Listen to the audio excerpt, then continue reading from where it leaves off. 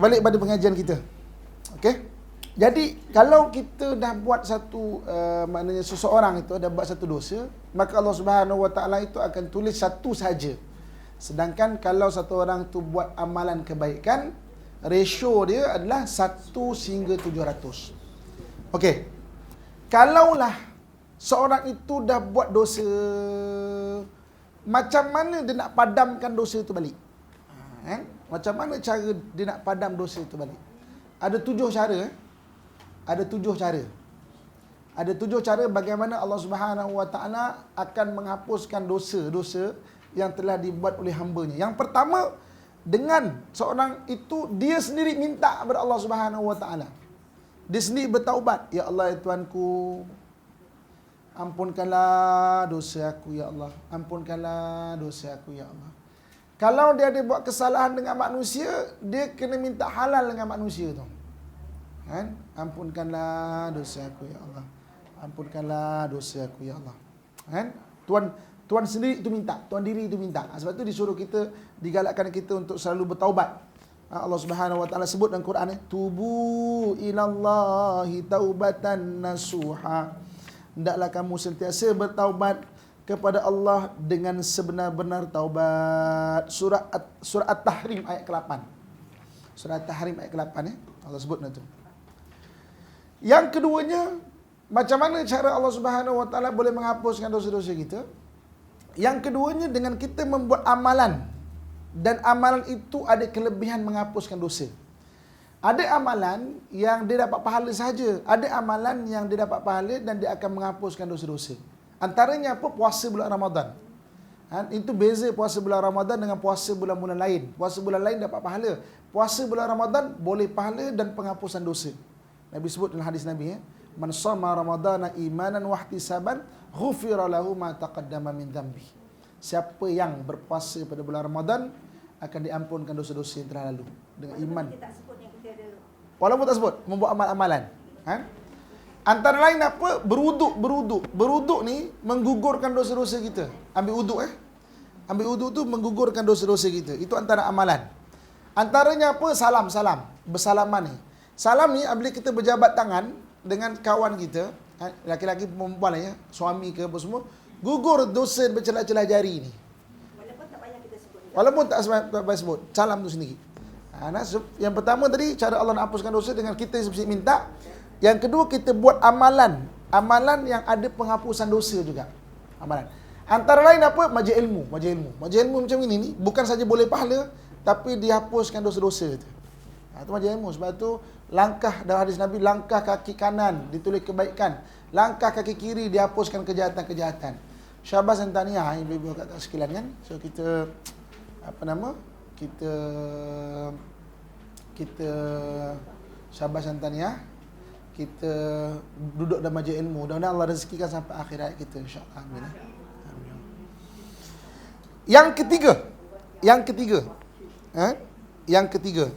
ketiganya, macam mana cara Allah menghapuskan dosa kita? Kita membuat amalan, sesuatu amalan, dan malaikat memohonkan ampun untuk kita. Ini cara dia. Kita membuat amalan yang malaikat minta ampunkan buat kita. Tadi amalan tu sendiri ada menghapuskan dosa. Ini malaikat minta ampunkan buat kita. Antaranya apa? Majlis ilmu ni malaikat akan doa, ya Allah Tuhanku, ampunkanlah mereka ni ya Allah. Ampunkanlah mereka ini ya Allah. Ampunkanlah mereka ini ya Allah. Dia menghadiri majlis ilmu ya Allah. Walaupun dia mengantuk sikit ya Allah, tak apalah. Ampunkanlah ni ya Allah. Malaikat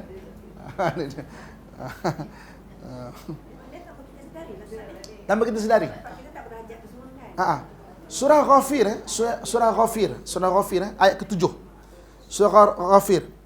Allah sebut surah Ghafir ayat ke-7, alladzina yahmiluna al-'arsya wa man hawlahu yusabbihuna bihamdi rabbihim wa yu'minuna bihi wa yastaghfiruna lilladzina amanu. Orang-orang, malaikat-malaikat yang memikul arasy dan malaikat yang sekitar arasy itu bertasbih kepada Tuhan mereka, dan mereka beriman dengannya, dan mereka meminta ampunkan bagi orang-orang yang beriman. Malaikat itu minta ampun. Wa yastaghfiruna lilladzina amanu. Kita orang beriman, malaikat akan minta ampunkan bagi pihak. Mana untuk gitu. So Ghafir ayat ke-7. Ghafir ayat ke-7 kan. Ustaz, kalau dibandingkan kelas ilmu ni dengan jaga cucu kesian orang dia. Dia ada pahala lain. Kata ini maksudnya, okey, macam jaga cucu boleh pahala. Yang ini boleh pahala dan penghapusan dosa. Dia ada dua. Tak ada. Itu sebagai amalan lah. So bawalah cucu pergi majlis ilmu. Yang ketiga, yang keempat,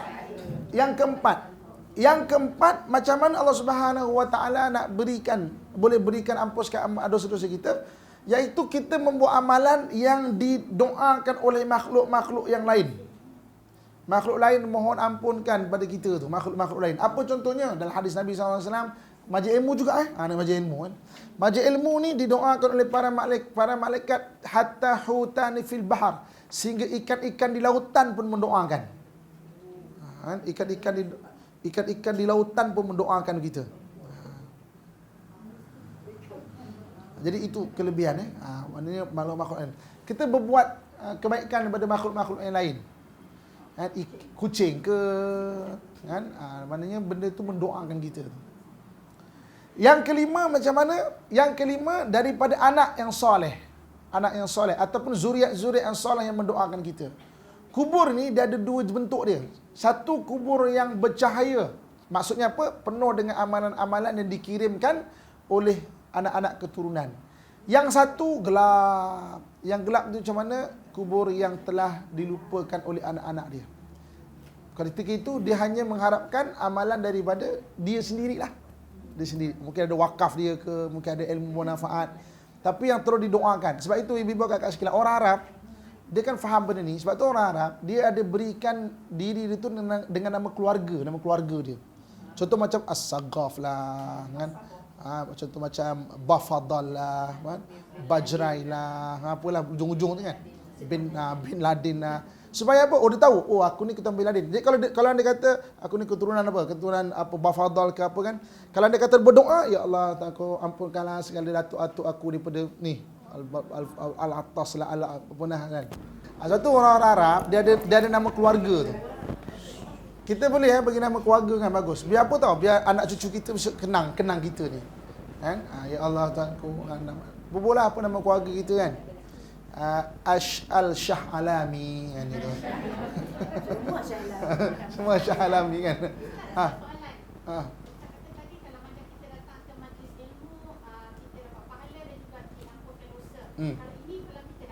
kita surau. Contohnya kalau malam sekarang saya nak tengok YouTube Ustaz, itu macam mana pula? Okey. Sama tak katanya fadilat? Oleh kerana asal YouTube tu daripada manusia juga, dikira majlis ilmu. Dikira majlis ilmu juga.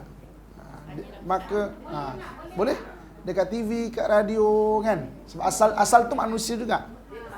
Cuma keadaan pahala tak berlain. Cuma apa beza dia? Kalau kita datang majlis ilmu macam ni, bukan saja dapat pahala majlis ilmu itu, tapi pahala mendatangi kan. Setiap langkah, pahala silaturahim. Dan pahala lepas ni mungkin antara kita yang jom kita makan nasi lemak, belanja nasi lemak kan. Okey. Jadi pahala-pahala lain bercambah. Okey, jadi yang keenam, yang kelima doa anak yang soleh. Yang keenam, macam mana Allah Subhanahu? Anak tak soleh, tak doakan? Tak, maksudnya kalau dia kata dia walaupun ada buat kesalahan itu dan ini, jadi dia mendoakan kita tu sampai. Soleh di sini maksudnya dia berbakti kepada kita dalam konteks hubungan anak dengan ayah tu, bukan keseluruhan kehidupan tu. Walaupun dia mungkin ada masalah, tapi dia doakan mak ayah dia kan, atau tak sampai minta ampunkan pada mak ayah dia tu. Kita pesan pada zurat-zurat kita besok.